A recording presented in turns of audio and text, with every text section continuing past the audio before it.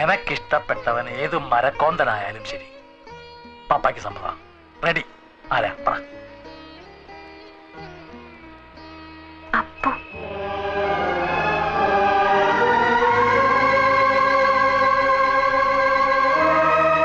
ഇതെങ്ങനെയാ പറയാന്നൊരു കൺഫ്യൂഷനിലായിരുന്നു ഞാൻ. അപ്പുവിനിഷ്ടാണോ നിന്നെ? ചന്ദ്രയ്ക്ക് സുഖായിട്ട് പപ്പയുടെ മനസ്സൊന്ന് തണുത്തിട്ട് വേണം പറയാനെന്ന് വിചാരിച്ചിരിക്കുകയായിരുന്നു.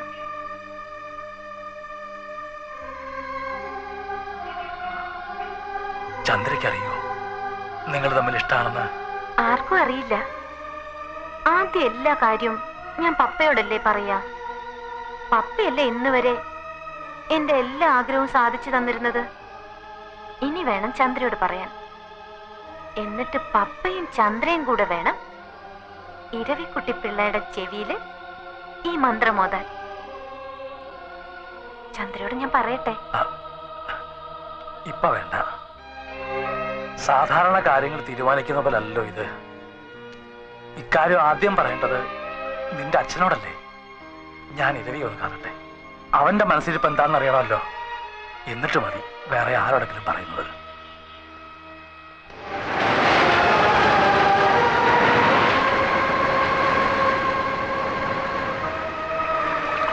ഒരു മകൾക്ക് വേണ്ടി വഴിമാറിക്കൊടുക്കാൻ മറ്റൊരു മകളോട് പറയുക. അങ്ങനെ താനിതിനെ കരുതാവൂ. എന്നോട് ഇങ്ങനെ പറയണം? ക്രൂരമായ ഒന്നാണ് ഞാൻ ആവശ്യപ്പെടുന്നത്.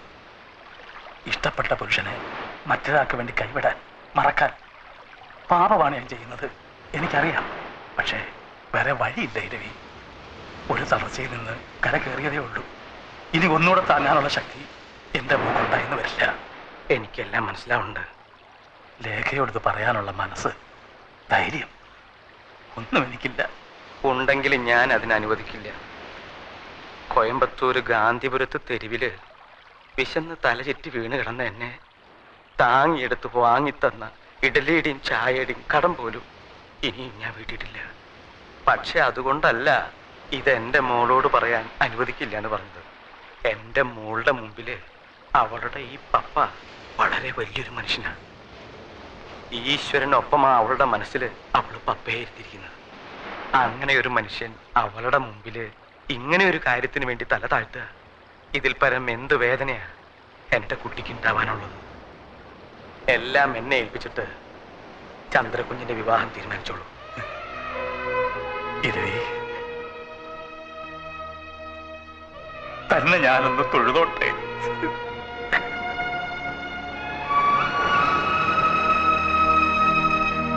എനിക്ക് എന്റേതെന്ന് പറയാൻ നീ മാത്രമേ ഉള്ളൂ. ഒരു കളിവാക്ക് പോലും പറഞ്ഞ് നിന്നെ ഞാൻ ഇതുവരെ നോവിച്ചിട്ടില്ല. പക്ഷേ ഇപ്പൊ എനിക്കിത് പറഞ്ഞേ തീരൂ. മോളെല്ലാം മറക്കണം.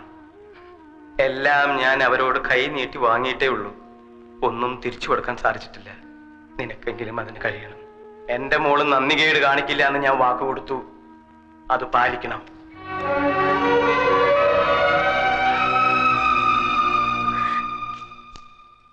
എന്തായത്? പറയാൻ കഴിയില്ലെങ്കിലൊന്ന് ഭയന്നാ എഴുതാനിരുന്നത്. കുറെ എഴുതി ചുരുട്ടിക്കൂട്ടി കീറിക്കളഞ്ഞു. ഒരിക്കലേറ്റ മുറിവിന്റെ പാടുകൾ മാഞ്ഞതേയുള്ളൂ. വീണ്ടും അത് സംഭവിക്കുമോ എന്ന ആവശ്യമില്ലാത്തൊരു ഭയം എൻ്റെ മനസ്സിലുണ്ട്. അതുകൊണ്ടാ എത്രയൊക്കെ നീണ്ടൊരു മുഖവുര. അപ്പോൾ ആശുപത്രിയിൽ വെച്ച് എന്നോട് ചോദിച്ചില്ലേ എന്താ എനിക്ക് വേണ്ടി ചെയ്യേണ്ടതെന്ന്? ഉത്തരം ഞാനിപ്പോൾ പറയാം. എന്നെ ഒന്ന് മനസ്സിലാക്കാൻ ശ്രമിച്ചാൽ മാത്രം മതി. ഒരേ ഒരു വാക്കേ ആ കത്തിലുള്ളൂ. ഇനി അത് തുറന്നു നോക്കണ്ട. എനിക്കിഷ്ടമാണ് അപ്പുനെ.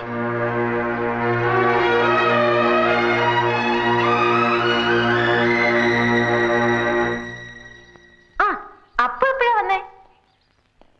എനിക്കൊരു കാര്യം പറയാനുണ്ട്. എനിക്കറിയാം, ഞങ്ങൾക്കൊക്കെ അറിയാം, അല്ലേ ചേട്ടാ? അപ്പോ അളിയനും പെങ്ങളും ഞങ്ങളും എല്ലാം കൂടി കാര്യങ്ങളെല്ലാം നീക്കി തുടങ്ങി. അമ്മാവൻ അപ്പുന്റെ അച്ഛന് കത്തെഴുതിയിട്ടുണ്ട്. എന്നോടൊന്നും പറഞ്ഞില്ല. ഇനി എന്തിനാ പറയുന്നത്? പെണ്ണിനും ചെക്കനും ഇഷ്ടമായ സ്ഥിതിക്ക് ബാക്കി കാര്യങ്ങളൊക്കെ ചെയ്യേണ്ട കുടുംബക്കാരാ. ചന്ദ്രയ്ക്ക് 1000 നാവാ അപ്പുനെ കുറിച്ച് പറയുമ്പോ. She's thrilled. അപ്പുക്കുട്ട തൊപ്പിക്കാര എപ്പ കല്യാണം? മകരമാസത്തിൽ വേലി കെട്ടിയിട്ട് അപ്പ കല്യാണം. അയ്യേ തന്റെ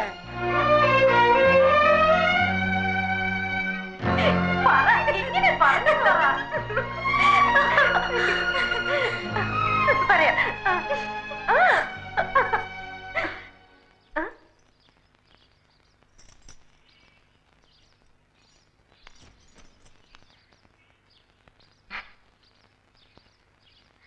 പേടിക്കണ്ട പപ്പ, ഞാനൊന്നും പറഞ്ഞില്ല. നന്ദി കേട് കാണിക്കില്ല. ദൈവാധീനത്തിന്റെയും കഷ്ടകാലത്തിന്റെ ഇടയിൽ കിടന്ന് നമ്മൾ ഒരുപാട് ഉരുണ്ട് കളിച്ചു ഇല്ലേ നൂറേ? പടച്ചോന്റെ സഹായം കൊണ്ട് മാത്ര വലിയ പരിക്കൊന്നും കൂടാണ്ട് നമ്മൾ ഇവിടം വരെ എത്തിയത്. അഞ്ചണയ്ക്ക് ഗതിയില്ലാത്തവൻ ആനയ്ക്ക് വില പറഞ്ഞ പോലെ അങ്ങ് പറഞ്ഞു പോയതാ. കിട്ടിയാ കിട്ടി, പോയാ പോട്ടെ എന്ന് പറഞ്ഞ് ആകാശം ഇടിഞ്ഞ് താഴോട്ട് വന്നാലും തലയിൽ താങ്ങാമെന്നൊരു ധൈര്യമായിരുന്നു ഇതുവരെ. കാരണം നഷ്ടപ്പെടാനൊന്നുമില്ലായിരുന്നല്ലോ. പക്ഷെ ഇപ്പോ എന്തൊക്കെയോ നഷ്ടപ്പെടാനുണ്ട് എന്നൊരു തോന്നൽ. വലിയ മിടുക്കനാണെന്ന് ചിലപ്പോഴൊക്കെ ഞാൻ സ്വയം കരുതിയിരുന്നു. പക്ഷെ ഇപ്പം മനസ്സിലായി, നമുക്ക് നിയന്ത്രണമില്ലാത്ത ചിലതൊക്കെ നമ്മളിൽ തന്നെ ഉണ്ടെന്ന്. അവിടെ ബുദ്ധിക്കും സൂത്രത്തിനും ഒന്നും സ്ഥാനമില്ല. നമ്മുടെയൊക്കെ മനസ്സിൻ്റെ കാര്യമാണ് ഞാൻ പറയുന്നത്. ഒളിച്ചുകളികൾക്കിടയിൽ അറിയാതെയും പറയാതെയും എങ്ങനെയോ ഇഷ്ടപ്പെട്ടു പോയതാണ് ലേഖയെ. ഒരു നുണയിൽ നിന്ന് രക്ഷപ്പെടാൻ മറ്റൊരു നുണ പറഞ്ഞ് ഒടുവിൽ ഊരാക്കുടുക്കായപ്പോൾ ഒരു ജീവശ്വാസം തന്നവളാണ് ചന്ദ്ര. ആർക്ക് നേരെ ഞാൻ കണ്ണടയ്ക്കുക? ആരോടാ ഞാൻ ഇനിയും കള്ളം പറയാ? എനിക്കറിയില്ല. ഒരു തീരുമാനം എടുക്കാൻ കഴിയുന്നില്ല. പക്ഷെ എന്നും എല്ലാരെയും സന്തോഷിപ്പിച്ചുകൊണ്ട്, എന്നൊന്നും സ്വയം ചതിച്ചുകൊണ്ട് ആർക്കും ജീവിക്കാൻ കഴിയില്ലല്ലോ. എനിക്കും അതിന് കഴിയില്ല.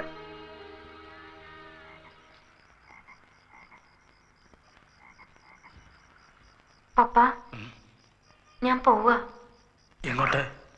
ഇംഗ്ലണ്ടിലേക്ക്. ഇനി 6 മാസം കൂടെ കഴിഞ്ഞാൽ അടുത്ത കോഴ്സ് തുടങ്ങും. നേരത്തെ പോയാൽ ആ നാടും അവിടുത്തെ സമ്പ്രദായമൊക്കെ ആയിട്ട് ഒന്ന് പഴകാനും പറ്റുമല്ലോ. പപ്പ എന്നെ പോവാൻ അനുവദിക്കണം. എന്നെ അനുഗ്രഹിക്കണം. നിന്നെ അനുഗ്രഹിക്കാനുള്ള അർഹത ഈ പപ്പായ്ക്കുണ്ടോ മോളെ? എൻ്റെ അച്ഛനേക്കാൾ ശാസിക്കാനും ശിക്ഷിക്കാനും അനുഗ്രഹിക്കാനും ഒക്കെ അർഹതയും അവകാശമുള്ളത് എൻ്റെ പപ്പയ്ക്കല്ലേ? എന്റെ മോക്ക് നല്ലതേ വരൂ. ആരോടും യാത്ര പറയാനൊന്നും ഞാൻ നിൽക്കുന്നില്ല. ആ ജോലി അച്ഛനെ ഏൽപ്പിക്കുകയാണ്. എന്റെ മോള് ഒരുപാട് സങ്കടപ്പെടുന്നുണ്ടല്ലേ? ഏയ്, എന്തിന്? ഉള്ളു മുഴുവൻ വിങ്ങിപ്പൊട്ടിയിട്ട് മുഖത്തൊരു ചിരിയും തേച്ച് പിടിപ്പിച്ച് നടക്കണം നിന്നെ കാണാൻ അച്ഛന് വയ്യ. ഒന്ന് കരഞ്ഞൂടെ നിനക്ക്, ആരും കാണാതെ?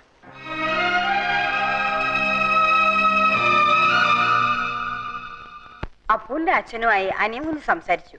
നിശ്ചയം നടത്തിക്കൊള്ളാനാ പറഞ്ഞത്. പെങ്ങളും അളിയനും ബന്ധുക്കളായിട്ട് ഇവിടെ ഉണ്ടല്ലോ. വിവാഹം മാത്രം നാട്ടിൽ വെച്ച് മതി എന്ന് പറഞ്ഞു. മറ്റന്നാൾ കാലത്ത് 9 മണിക്കാണ് സമയം കുറിച്ച് തന്നിരിക്കുന്നത്. ഇതാ എനിക്കിഷ്ടായത്. ചന്ദ്രയ്ക്ക് നന്നായി ചേരും. ഇതാ കുറെ കൂടി നല്ലത്.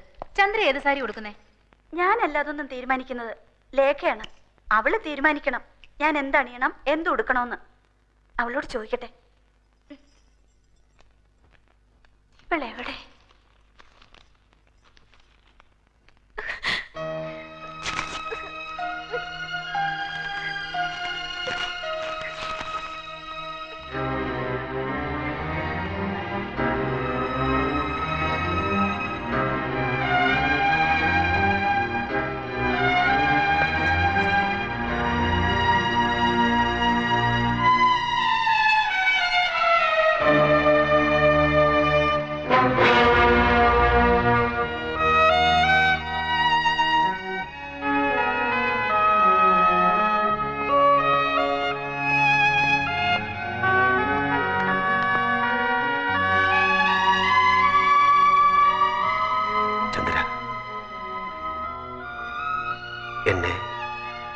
ശപിക്കരുത്.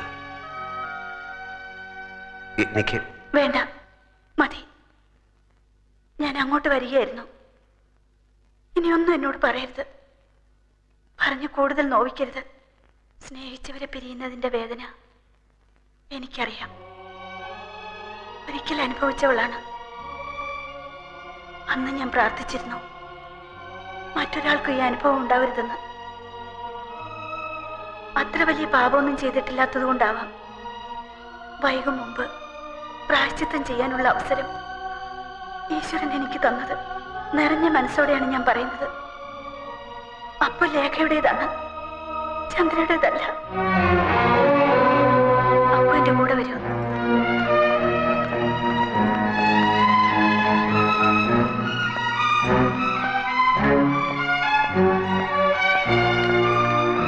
ലേഖ എവിടെ? അവള് പോയി. എവിടേക്ക്? അതൊന്നും എന്നോട് ചോദിക്കരുത്, ഞാൻ പറയില്ല. യാത്ര ചോദിക്കാനുള്ള ധൈര്യം ഇല്ലാതിരുന്നുകൊണ്ട് എല്ലാവർക്കും ഇങ്ങനെ ഓരോ കുറിപ്പ് എന്നെ ഏൽപ്പിച്ചിട്ട് അവള് പോയി.